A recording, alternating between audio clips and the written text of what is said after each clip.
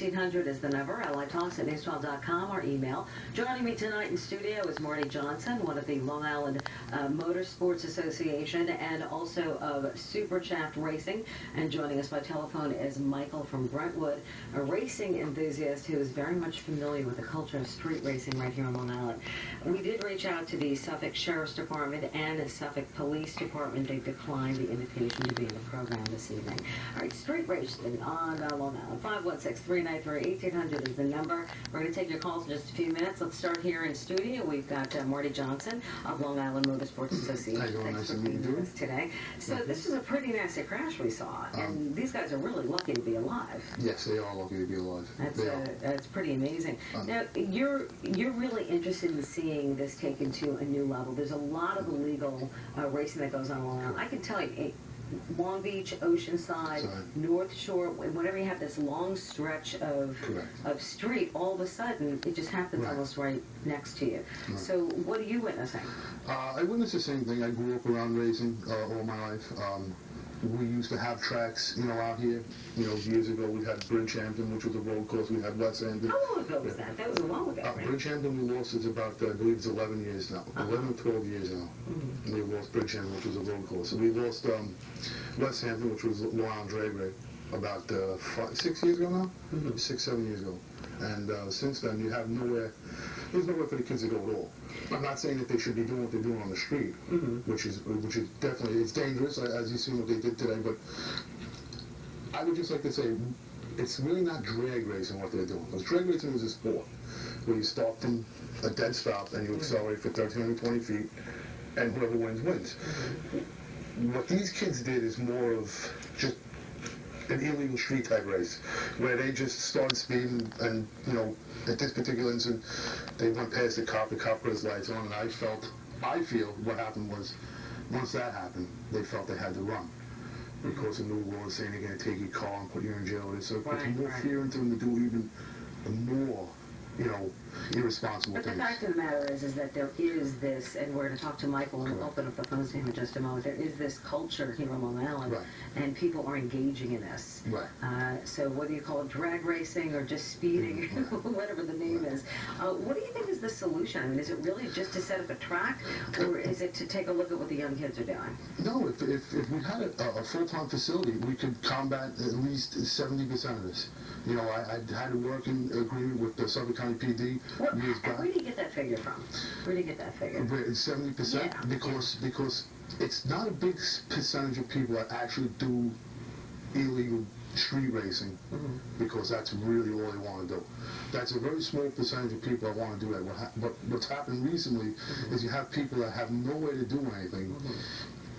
And it's not that they want to, a lot of them, but they just feel that they have nowhere else to go and do it, and they wind up getting carried away to, let's say, the dark side, and get caught up in something they shouldn't really be doing, but they just don't have no easier outlet for them. For a kid that's 18, 19, 20 years old, for them to spend a trip on a weekend to spend $600-700 to go to Englishtown or Lebanon Valley So what you're saying is they throw the car on the back, or they take the cars out, or they take their racing cars out off the island, is what you're suggesting, I think.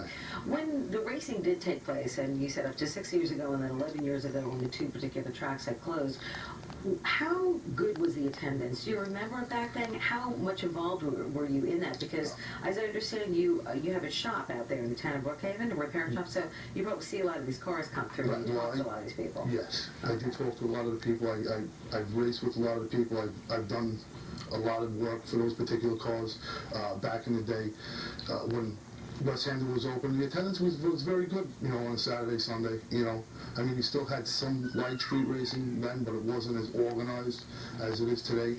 So you're saying it's actually organized. In what way? Tell me what that scene is like. What happens on a weekend? What do you see? What do you guys talk about? Well, not me so much, but the organization for street racing is pretty well developed, so this way they don't get caught. They have their little spots they run to. Oh, interesting. Is this something that's online? I mean, that people actually... It can be found online. Okay. It could be found online. We're going to head to Michael now. I wanted to make sure that we get his thoughts on this. Michael, you're there with us? Yes, I'm here with you. Hi, Michael. I know you're from Brentwood and you've got a good handle on the scene. What is the scene, in your opinion, here in Long Island? Do you participate? And you had asked not to be identified, but you are in favor of a racetrack in Suffolk County. So tell us what your experience has been with street racing on Long Island. Lately it's been getting worse and worse with the situation with all the children having accidents here and there, hurting themselves. I made a cry out to our county executive office. I sent them an email, let them know how bad we need a track. Nothing extravagant, just something small where we can take them to, and we can teach them the right way to do it, the safe way to do it. And the response was kind of dreary from my point of view. Street racing is getting harder. It's got to the point where they come and they impound your car, no questions asked. They take your car and you lose, $75,000, $80,000. So now people have $100,000 cars sitting in their garage that they can't even use anymore. Take it out to the streets and track because we don't have one. I've said it. Many people have said it many a time over and over again. We need a track here. I mean, you see the kids are out there, they're racing, they're doing their things with the cars. I applaud them for that. But we really need a track out here so we can put them somewhere safe to do it. Okay, I understand what you're saying here about the need for a safe place to do this, but you're saying you also applaud what they're doing, which is illegal, though, Michael. Yeah, well, if you don't have any way to do it, I mean, how can you stop them? There's really no way you can stop them. What are you going to do? Take the keys away from them? Eventually, they'll get them back. There's really nothing you're going to do to stop these kids. They're out there, and they're going to continue to do it. And the only way we can get it solved is taking them to the track. Okay. All right. Thanks. Hey, Michael, stay with us. Okay, Marty had a response to what you just said. Why don't you weigh in? He has a good point because, like in the city, I grew up in Queens originally. I moved out to Long Island to be closer to Bridgehampton and West End. When I grew up in Queens, we had an unfortunate accident happened where a friend of mine's sister got killed, and that brought about a Hermes Act where they made the drag racing or street racing now a misdemeanor. They take your car away, put you in jail. We went to the city and showed them, you have a Ford Bennett Field. I know you say it's a park, but if you could play baseball there and you could have model airplanes there and you have that runway sitting there, there's really no excuse why they couldn't use it to keep the kids off the street. Instead, they made a law where they come take cars, which now puts kids in fear and makes them do even worse things. And the answer is, like he says, you want to see a track in some way. They just need to open their eyes. Okay. Correct. We're going to talk about that when we come back. We'll take a quick break right now. Thanks a lot for your comments. And Michael, stick around with us, too. Street racing here on Long Island. 516-393-1800 is the number. We'll take more of your calls when we come back. Stay with us. All right, there are News 12 Long Island question of the day. Do you think drag racing is a problem on Long Island roadways?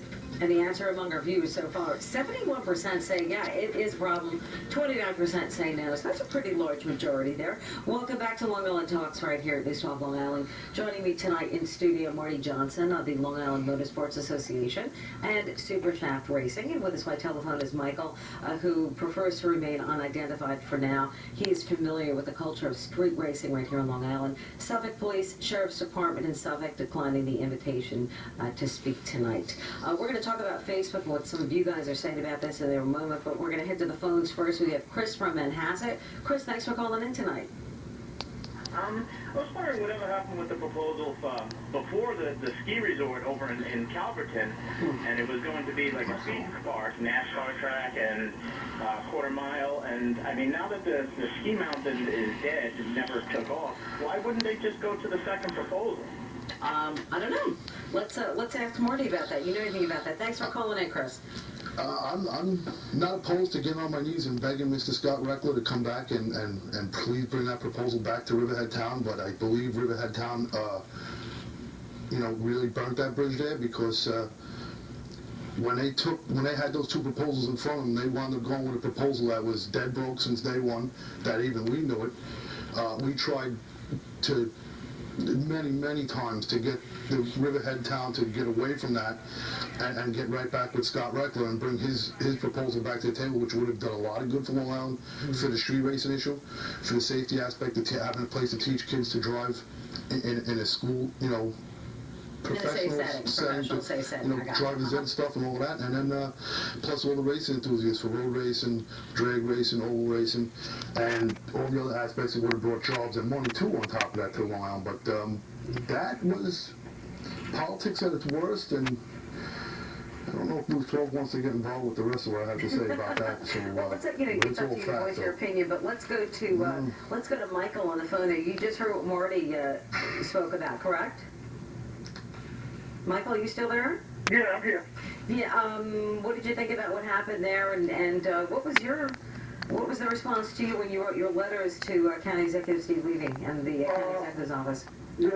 They replied to me that there was no funding for to put up a track here on Long Island, and it doesn't generate it. Well, another politician that I had spoken with directly came out and said that there's no money to be made in that. You know, he wasn't considering the safety of our children here on Long Island.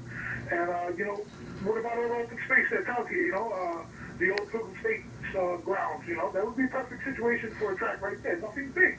Michael, share with us what are your thoughts about the kind of revenue that could be brought to Long Island? Do you think that there is enough of an interest here? I definitely do believe it will bring revenue to Long Island. I mean, you look at these other states, and within the states, they have different tracks in different parts of their state. One state can have 4 or 5 up to 6 tracks, and here we are on Long Island, here in New York.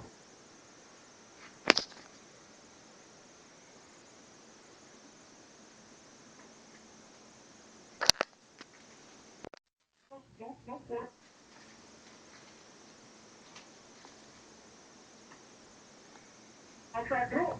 I mean, there's plenty of land to do it. We just need to get the help from the state to do it. Okay, thanks. Stick around, Mike. Marty? I know the county isn't interested in taking on the building of a facility themselves. I know, but things have been really tight. We're recovering from recession. Very tight budget there in Suffolk County, absolutely. and politics and they're not going to play with money that they don't have to do that. But we do have builders that are interested. I mean, like I said, I'm not opposed to getting on my hands and knees and begging Scott Reckler to come back. We do have another 3 interested builders that would like to get something done. They're a little, nervous about what they can do because of the one particular property we were looking at with EPCAL at Grumman. Riverhead Town now recently just entered into a 2-year stall where they're going to look into doing all the acquisitions and the subdividing of the property, and they're also going to do the environmental review too, which I just think is a loss of time. We were talking about revenue there, but what about bringing sponsorship in? Is that something that you guys have looked into? Because often racing is sponsored from one degree or another. Has that played a role in trying to attract builders or money, revenue, interest from the political side of things? Certain people would love to have a track here. I know, like, if you look back at Bruton Smith years ago when he was trying to get in Staten Island, I think they would have even probably liked to have been out in Riverhead too at the Grown property. I just think that the politics here, and I know that I've been behind trying to get this started for the past 8 years. So there's not really receiving, there's not a reception. It would be like me running into your wall, pretty much. I think actually Jeff from West Hempstead might agree with you on this one. Jeff, thanks for joining us tonight. What do you have to say? Hey, how are you? Marty, we never met in person. I bought your brother's CUDA, and I can say, unfortunately, illegally, I did street racing for a little while. The only working turn signal on the car was the thing that kept me getting pulled over, aside from the fact that I did participate in what was quoted on the ticket after the show tonight. Go on. I believe they describe it on the tickets as illegal speed contest. Right. But, okay, Jeff. I just wanted to say, you're fighting an uphill battle. The people that have the money and have the opportunity to develop and everything else are the reason why people have to go over the bridges, the reason why people book, it's more inexpensive to book a track like ACO or Long Island Dragway in New Jersey. It's an uphill battle that honestly can't be won. And the people that do honestly control the economic climate of Long Island are happy with the way it is, and it's never going to improve. It's just easier that way. Okay. Jeff, thanks for calling. I just want to give Marty a chance as we head out of here. Now, I'd like to just say on that, Jeff, that you see that there's one mistake that you're mistaken. You see, because I've done a lot of work over the past about 40 seconds. Past 10 years of this. There's over 90,000 motorsports enthusiasts on Long Island. I've been trying to get them to our site so this way they could all have one unified voice. It's not that we can't get it done. It's just that too many people feel like they've been cheated and lied to, and this, that, and there's been 1,000 rumors of this guy's going to build the track, that guy's going to build. There's only been 5 proposals. So there hasn't really been like a unified voice. No. What we're trying to do is make that unified voice. Okay, and your website is what? That's L.I.Motorsports.org. L.I.Motorsports.org. Right. Okay. Well, thanks for weighing in here. And Michael, I know you're still around. Thanks for calling in tonight. We appreciated your comments as well. Marty Johnson, Long Island Motorsports Association. Just give us that website one more time. It's L.I.Motorsports.org. Okay, thanks a lot. Thank you for joining us. Colleen Midday is up next with your live Long Island news. Stick around.